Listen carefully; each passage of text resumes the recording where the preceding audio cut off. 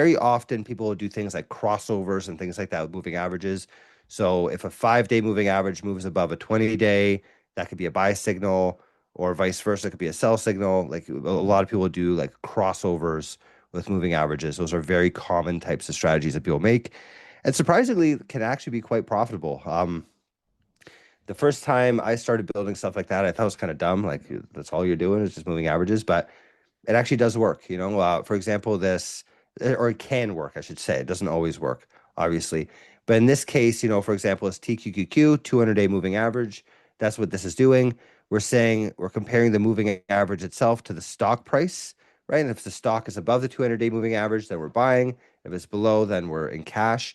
And this actually works really well because it naturally can tell you when you have a bull market or bear market, right? So for example, here it's sold.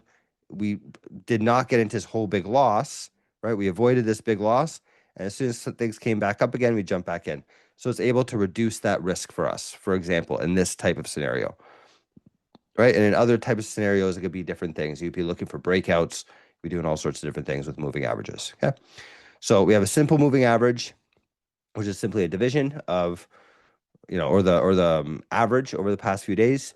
Then we have an exponential moving average, which is very similar to moving average, but the equation's a little bit different. And specifically, it gives it recency bias. So if you're doing a 100-day EMA, so say a 100-day moving average, every single data point is exactly the same, has exactly the same influence. But an exponential moving average, 100 days ago, it cares about less. It cares more about the more recent days. And there's an actual formula that you can look at that. It's like this exponential type formula. So things that are happening more recently happen quicker. So if you want to use an exponential moving average, you might use it to be a little bit faster moving, right? An SMA is not going to budge so much to changes. Like if there's a big spike all of a sudden, you're not going to see an SMA move very much. Whereas an EMA will move a lot more if there's a recent spike, right?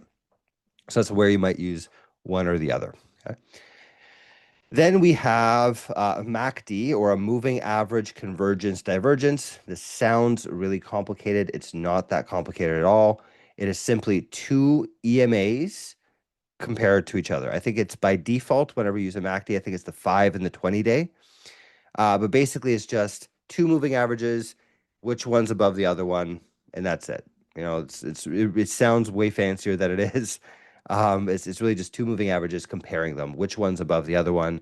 Convergence, divergence is like, how high is one above the other? Are they crossing? That sort of thing. So it's kind of the same thing as a crossover if you think about it, right? But MACDs are also quite popular, right? And all of these are kind of the same sort of thing. These are all moving average based metrics. Okay. Then we move on to the relative strength index, or the RSI, right?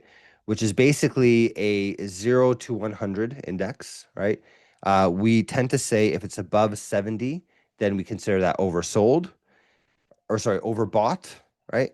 And then if it's below 30, we tend to say it's oversold. And it's a bit of a fancy equation. We're not going to get into the math of it right now, but essentially it's calculating, how many days were you up, how many days were you down, and it's kind of doing the math of that.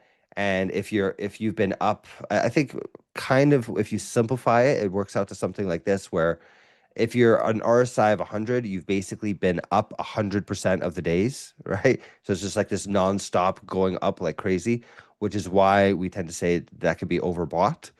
It's not a hard rule, right? But above 70, close to 100, like that's like this thing is probably overheating like crazy and is probably ready to break.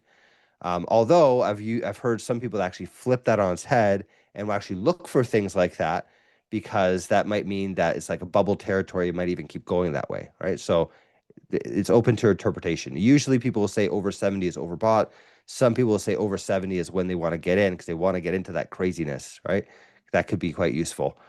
But that's basically what this is, if a stock is up, or any kind of instrument is up a lot, then the RSI is going to be higher. If it's been down a lot, then it's going to be lower. And that's how we say overbought or oversold.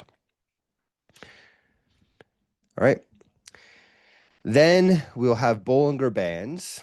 And Bollinger Bands are a little bit easier to show rather than to talk about. So I'm going to show you a little picture here of Bollinger Bands. Hey, Friendly, how's it going?